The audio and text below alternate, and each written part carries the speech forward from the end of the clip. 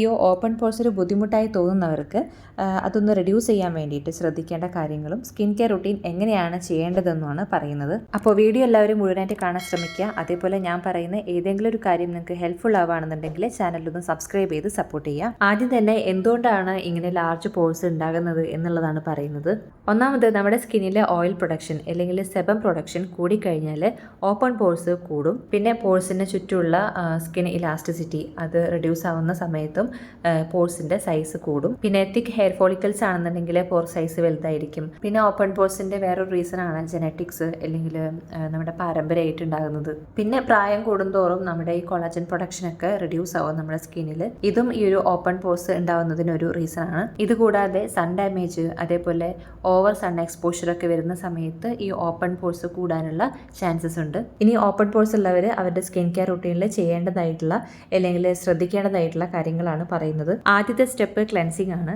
നിങ്ങളൊരു ക്ലെൻസർ അല്ലെങ്കിൽ ഒരു ഫേസ് വാഷ് ചൂസ് ചെയ്യുന്ന സമയത്ത് അതൊരു ജെൽ ബേസ്ഡ് ആയിട്ട് ഇരിക്കാൻ ശ്രദ്ധിക്കുക. അതിൽ നിങ്ങൾക്ക് ഇൻഗ്രീഡിയൻസ് ആയിട്ട് സാലിസിലിക് ആസിഡോ നയാസിനമൈഡോ ഗ്രീൻ ടീയോ ഒക്കെ വരുന്നത് ഉപയോഗിക്കാം. ഇത് നമ്മുടെ ഓയിൽ സെക്രീഷൻ റെഡ്യൂസ് ചെയ്യുന്നതിന് ഹെൽപ്പ് ചെയ്യും. സെബം കൺട്രോൾ ആകുമ്പോൾ ഈ ഒരു പോർ സൈസിന്റെ വിസിബിലിറ്റി കുറയും. ക്ലെൻസിങ് AM റുട്ടീനിലും PM റുട്ടീനിലും നിർബന്ധമായിട്ടും ചെയ്യേണ്ടതാണ്. പിന്നെ ഫേസിൽ മേക്കപ്പ് ഉണ്ടെന്നുണ്ടെങ്കിൽ അതും റിമൂവ് ചെയ്തിട്ട് മാത്രമേ കിടക്കാൻ പാടുള്ളൂ. റിമൂവ് ചെയ്തിട്ടില്ലെങ്കിൽ ഈ ഒരു പോഴ്സിൽ ഈ മേക്കപ്പ് ബിൽഡപ്സ് ഓയിൽ പിന്നെ ബാക്ടീരിയ ഇതൊക്കെ വരും. പോഴ്സ് ബ്ലോക്ക് ആവും. അതുകൊണ്ട് മേക്കപ്പ് അല്ലെങ്കിൽ സൺസ്ക്രീൻ ഒക്കെ യൂസ് ചെയ്യുന്നവർ തീർച്ചയായിട്ടും നൈറ്റിൽ ഡബിൾ ക്ലെൻസിങ് ചെയ്യുക. ഡബിൾ ക്ലെൻസിങ് എന്ന് പറയുമ്പം നമ്മളൊരു ഓയിൽ ബേസ്ഡ് ക്ലെൻസർ ഉപയോഗിക്കുക, ഒരു വാട്ടർ ബേസ്ഡ് ക്ലെൻസർ ഉപയോഗിക്കുക. ഓയിൽ ബേസ്ഡ് ക്ലെൻസർ എന്ന് പറയുമ്പം നമുക്ക് നോൺ കോമിഡോജനിക് ആയിട്ടുള്ള ഓയിൽസ് ഉപയോഗിക്കാം. ഒലീവ് ഓയിൽ, ബദാം ഓയിൽ, ജോജോബ ഓയിൽ. ഇനി അതല്ലാന്നുണ്ടെങ്കിൽ നിങ്ങൾക്ക് ഓയിൽ ക്ലെൻസർ വാങ്ങിക്കാൻ കിട്ടും, അത് മതി. അത് കഴിഞ്ഞ് നിങ്ങൾ യൂസ് ചെയ്യുന്ന ഫേസ് വാഷ് അല്ലെങ്കിൽ ക്ലെൻസർ ഉപയോഗിക്കാം. ക്ലെൻസിങ് ചെയ്യുമ്പോൾ ഇത്രയാണ് ശ്രദ്ധിക്കേണ്ടത്. അടുത്തത് ടോണർ ഉപയോഗിക്കുക എന്നുള്ളതാണ്.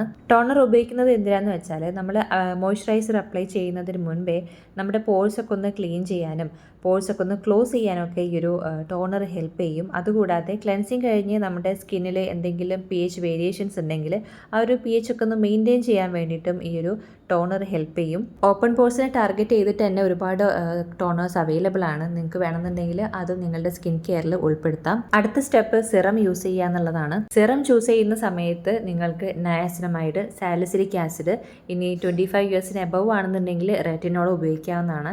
ഇത് നിങ്ങളുടെ സ്കിൻ ടെക്സ്ചർ ഇംപ്രൂവ് ആകുന്നതിനും ഓപ്പൺ പോഴ്സ് റെഡ്യൂസ് ആകുന്നതിനും പിന്നെ ഓയിൽ കൺട്രോൾ ചെയ്യുന്നതിനൊക്കെ ഹെൽപ്പ് ചെയ്യും. നയാസിനമൈഡ് സിറം ആണെന്നുണ്ടെങ്കിൽ ഡേയും നൈറ്റും ഉപയോഗിക്കാം. ബിഗിനർ ആണെന്നുണ്ടെങ്കിൽ 5% ആയിരിക്കണം സ്റ്റാർട്ട് ചെയ്യേണ്ടത്. നയാസിനമൈഡ് ഉപയോഗിക്കുന്നതിന്റെ കൂടെ തന്നെ ആഴ്ചയിൽ 2 വട്ടം സാലിസിലിക് ആസിഡ് അത് നൈറ്റ് ഉപയോഗിക്കാം. 25 ഇയേഴ്സിന് എബവ് ആണെന്നുണ്ടെങ്കിൽ നിങ്ങൾക്ക് വേണമെങ്കിൽ റെറ്റിനോൾ ഉപയോഗിക്കാം. റെറ്റിനോൾ നമ്മുടെ കൊളാജൻ പ്രൊഡക്ഷൻ സ്റ്റിമുലേറ്റ് ചെയ്യുന്നതിന് ഹെൽപ്പ് ചെയ്യുന്നുണ്ട്.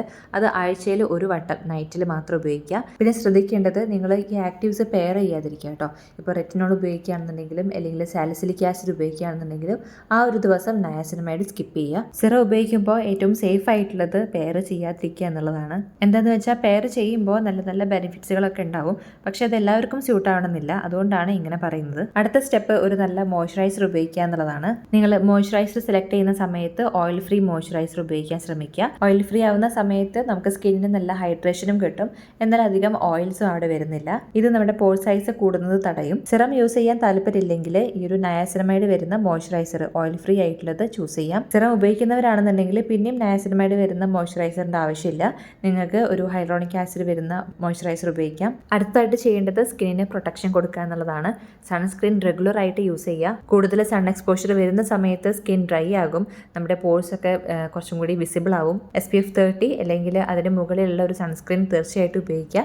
ഔട്ട്ഡോറൊക്കെ പോകുന്ന സമയത്ത് കൂടുതൽ നല്ലത് SPF 50 ഉപയോഗിക്കുന്നതാണ്. അടുത്തത് എക്സ്ഫോളിയേഷനെ കുറിച്ചിട്ടാണ് പറയുന്നത്. എക്സ്ഫോളിയേഷൻ എന്നും ചെയ്യേണ്ട ഒരു കാര്യമില്ല. ആഴ്ചയിൽ 1-2 വട്ടം മാത്രം ചെയ്യേണ്ട ഒരു കാര്യമാണ്. അത് നിങ്ങൾക്ക് താല്പര്യം ഉണ്ടെങ്കിൽ മാത്രം.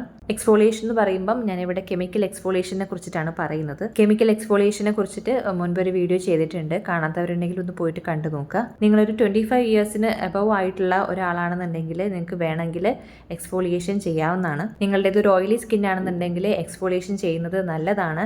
ആഴ്ചയിൽ 1-2 വട്ടം എക്സ്ഫോളിയേറ്റ് ചെയ്യുമ്പോൾ നിങ്ങളുടെ സ്കിന്നിൽ അല്ലെങ്കിൽ പോഴ്സിൽ ക്ലോഗ്ഡ് ആയിട്ടുള്ള dirts, dead skin cells, excess oil ഇതൊക്കെ റിമൂവ് ആകാൻ വേണ്ടിയിട്ട് ഇത് ഹെൽപ്പ് ചെയ്യും. 2 പ്രാവശ്യത്തിൽ കൂടുതൽ ചെയ്യാൻ പാടില്ല, അത് നമ്മുടെ സ്കിന്നെ ഡ്രൈ ആക്കും. എക്സ്ഫോളിയേഷനെ കുറിച്ചിട്ട് ചെയ്തിട്ടുള്ള വീഡിയോയുടെ ലിങ്ക് ഞാൻ ഡിസ്ക്രിപ്ഷൻ ബോക്സിൽ കൊടുക്കുന്നുണ്ട്, ആവശ്യമുള്ളവരൊന്ന് കണ്ടു നോക്കുക. ഇനി പറയുന്നത് നിങ്ങൾക്ക് സ്കിൻ കെയറിൽ ഇങ്ങനെ ഒരുപാട് കാര്യങ്ങളൊന്നും ചെയ്യാൻ ആഗ്രഹമില്ലാത്തവർ എന്താ ചെയ്യേണ്ടതെന്ന് വെച്ചാൽ നിങ്ങൾക്ക് ക്ലേ മാസ്കുകൾ ഉപയോഗിക്കാം.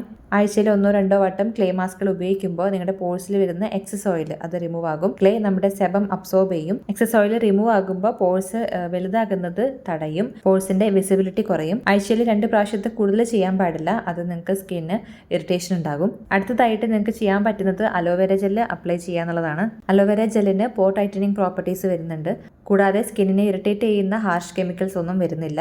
എല്ലാ ദിവസവും രാത്രി ഒരു തിൻ ലെയർ ആയിട്ട് ഫ്രഷ് അലോവേര ജെല്ല് അപ്ലൈ ചെയ്യുക. ഫ്രഷ് അലോവേര ജെല്ല് അലർജി ഉള്ളവരുണ്ടാവും, അപ്പോൾ അങ്ങനെയുള്ളവർ ഇത് ഉപയോഗിക്കേണ്ട. സർക്കുലർ മോഷനിൽ നന്നായിട്ട് മസാജ് ചെയ്തതിന് ശേഷം വേണമെങ്കിൽ നിങ്ങൾക്ക് അങ്ങനെ തന്നെ കിടന്നുറങ്ങാം. അതല്ലാന്നുണ്ടെങ്കിൽ നിങ്ങൾക്ക് വേറെ ഏതെങ്കിലും സ്കിൻ കെയർ പ്രൊഡക്ട്സ് ഉപയോഗിക്കണം എന്നുണ്ടെങ്കിൽ അതൊരു 10 to 15 മിനിറ്റ് വെച്ചതിന് ശേഷം കഴുകി കളഞ്ഞിട്ട് നിങ്ങൾക്ക് ബാക്കി സ്കിൻ കെയർ പ്രൊഡക്ട്സ് ഉപയോഗിക്കാം. ഇത്രയൊക്കെയാണ് പോർ സൈസ് റെഡ്യൂസ് ചെയ്യാൻ നമുക്ക് ചെയ്യാൻ പറ്റുന്ന കാര്യങ്ങൾ.